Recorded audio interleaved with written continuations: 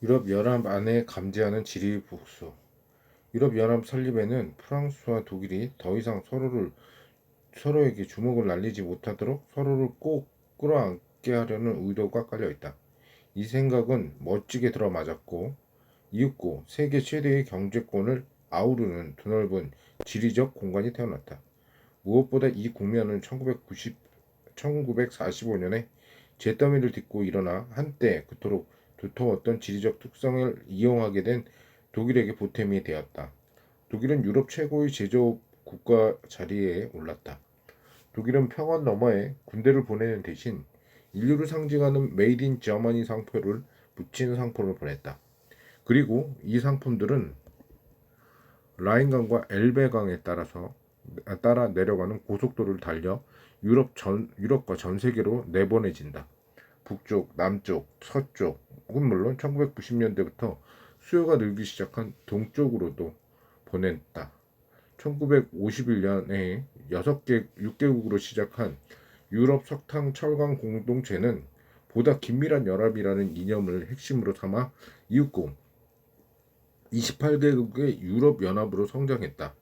하지만 처음에는 유럽 연합을 강타했던 재정 위기 이후 이 이념은 비틀어지기 시작했고 그들을 묶고 있던 끈도 조금씩 헐거워지고 있다. 로버트 카플란이 지적하듯이 유럽 연합 안에 지리 복수의 신호가 감지되고 있는 것이다.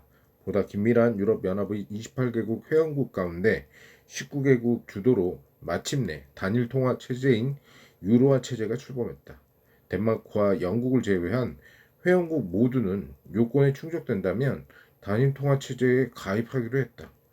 그때나 지금이나 확실한 것은 1999년 단일 통화 체제를 출범했을 당시 여기에 참여한 많은 국가들이 준비가 부족했다는 것이다. 1999년 많은 나라들은 미심쩍어 하면서도 마지못해 이 새롭게 짜인 판을 발을 들였다. 이들 모두에게 저마다 일정한 수준의 부채와 실업 그리고 인플레이션이 있었으리라. 하지만 그리스의 사례가 분명하게 보여주는 것처럼 문제는 회계장부가 조작된다는 것이다. 대다수 전문가들은 유로화가 단순한 통화 공동체를 넘어선 하나의 이념이기에 회원국들도 눈을 감아줬다는 것을 알고 있다. 유로존 국가들은 그리스가 강조하듯이 아플 때나 건강할 때나 막론하고 경제적 혼인을 맺었지만 정작 2008년 위기가 터지자 부유한 나라들이 가난한 나라들을 구제금융을 지원해야 할 상황에 처하면서 부자 국가들 내부에서 격렬하게 반대가 일어났다.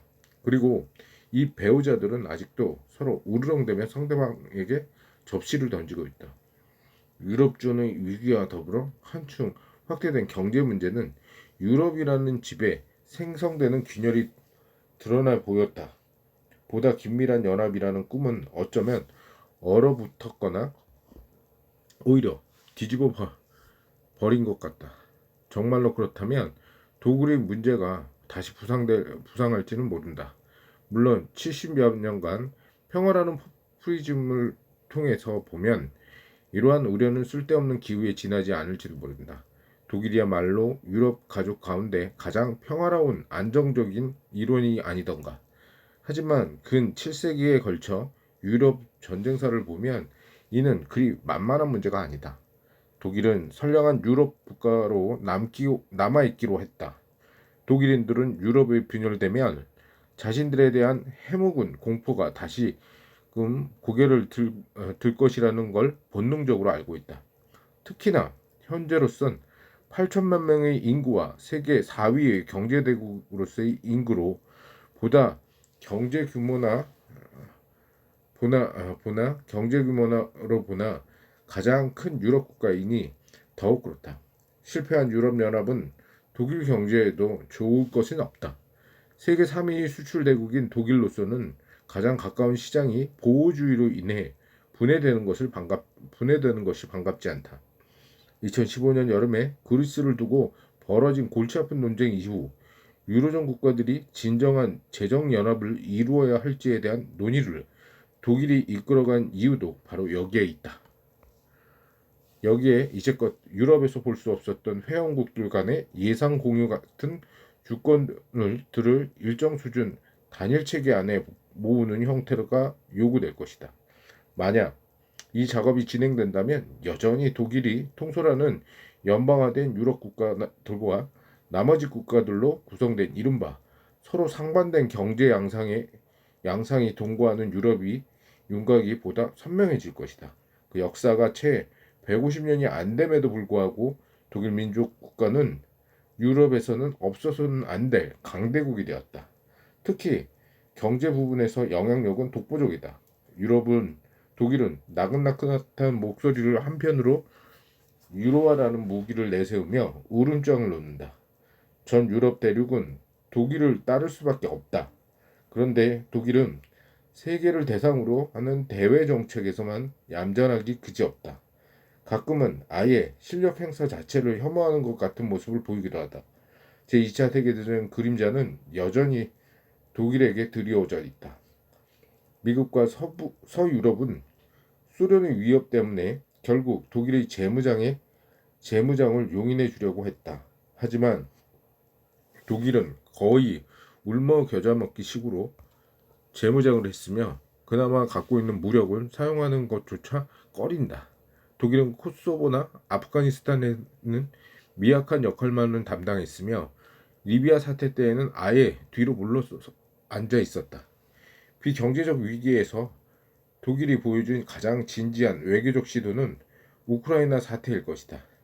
이 당시 독일이 보여준 행동은 현재 독일이 무엇을 보고 있는지, 그들이 관심이 어디에 있는지에 대해 적잖은 시사점을 던져준다. 2014년 당시 우크라이나 대통령 야누코비치를 끌어내려는 교묘한 실책에 관여한 독일은 이 사태가 있고 나서 곧장 크림반도에 합병한 러시아를 강력하게 비난했다. 하지만 러시아로부터 공급받은 가스 파이프라인을 염두에 두지 않을 수 없었던 베를린 정부는 눈에 띄게 비난 강도를 줄이는가 싶더니 러시아에 대한 에너지 의존도가 훨씬 덜한 영국에 비해 현저히 낮은 수준의 제재안을 지지하기에 이른다. 유럽 연합과 나토를 통해 독일은 서유럽의 닷을 내릴 수 있지만 폭풍 심한 날에는 이 닷 또한 다른 쪽으로 내릴 수 있음을 보여주었다. 그리고 독일 정부는 필요한 경우 초점을 동쪽으로 맞추고 모스크바와 훨씬 가까워질 수 있는 지리적 위치에 있다.